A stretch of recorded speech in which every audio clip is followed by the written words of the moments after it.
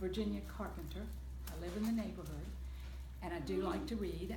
I am here on behalf of the Ginner Park Library Advisory Board to some extent, and simply myself because I love Alice in Wonderland.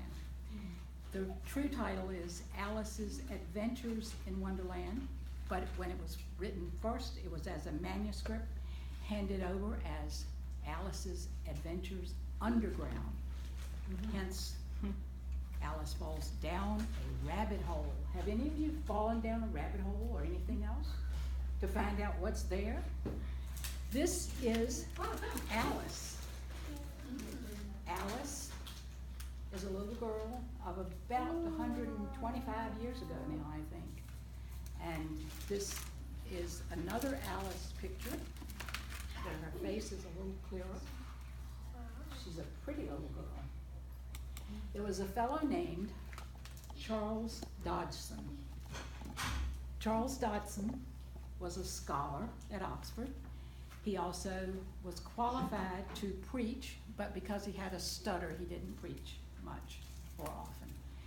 He did have a lot of interesting hobbies. One of them was photography. That's why we have pictures of Alice and many other people in her family and other friends that Charles Dodgson liked.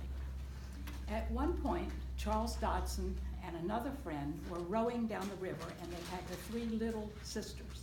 The name is Liddell, Liddell, in the boat with them as they rowed down the river, the Thames. And Charles Dodgson was telling stories, especially for the benefit of Alice, who was that time about 10 years old. Alice had her own kittens, and she did like cats. And even though the first time he told the story, he didn't have a cat in the story, when he submitted the manuscript for publication, Charles Dodgson included a Cheshire cat. Charles was from from Cheshire County in England. So he worked that county into the story by making the cat from Cheshire. Now, what I'd like to do is read to you just a little bit about how Alice meets the cat when she's underground. There was a large cat lying on the hearth and grinning from ear to ear. "Please, would you tell me," said Alice a little timidly. She's not quite sure whether it was good manners for her to speak first. "Why your cat grins like that?" "It's a Cheshire cat, and that's why." I didn't know that Cheshire cats always grinned. In fact, I didn't know that cats could grin. They all can, and most of them do. I don't know of any that do. You don't know much, and that's a fact.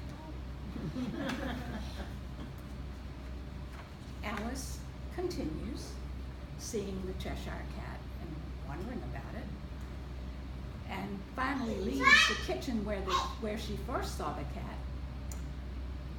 And then she's a little startled to see that the Cheshire cat is sitting on the bough of a tree a few yards off.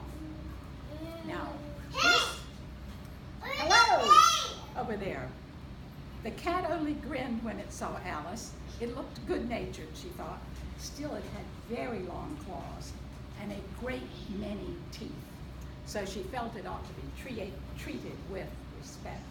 This is the original drawing of the Cheshire cat.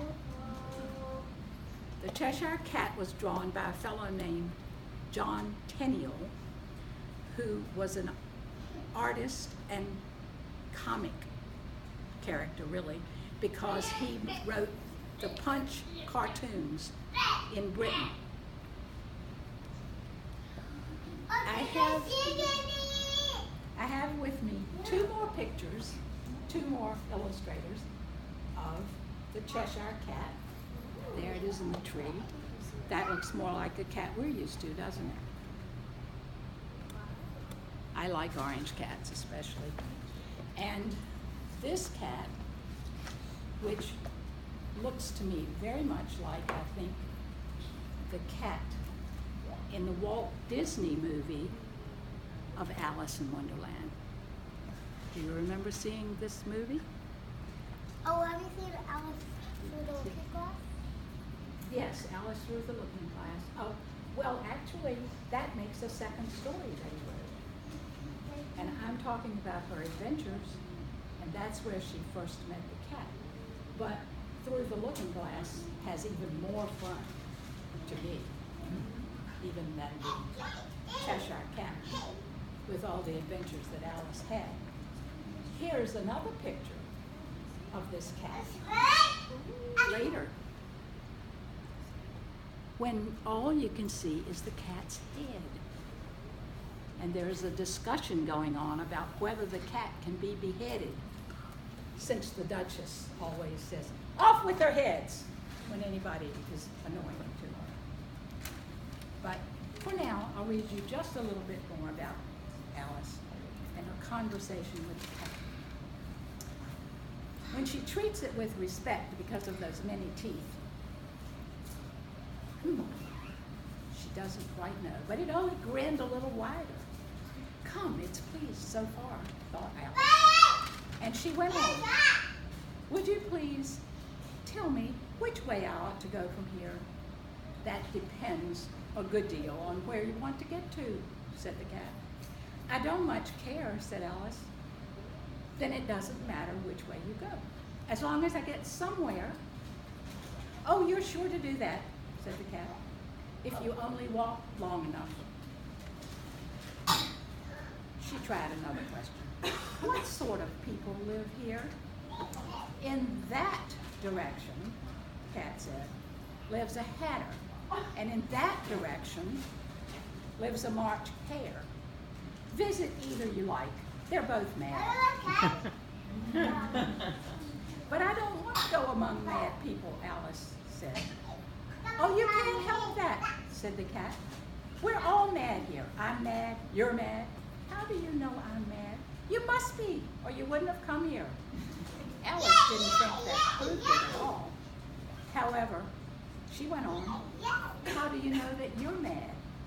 To begin with, said the cat, a dog's not mad. You grant that? I suppose so.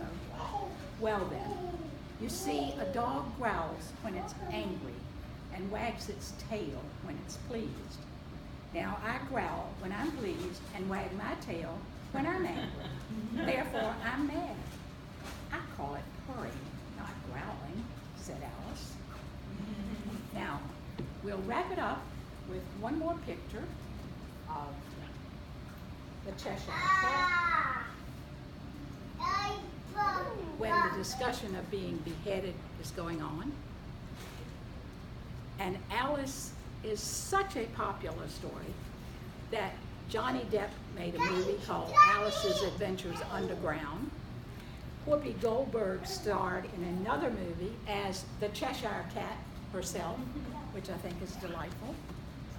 And just about 3 days ago, in the newspaper was an editorial cartoon with Alice saying, no, yes, she does. She says, this place isn't half as crazy as the place up there. And she knows she's underground. She's at the Mad Hatter's Tea Party, and she's underground, and she says, it's even crazier up there in the world I know. Thank you for being introduced to Alice.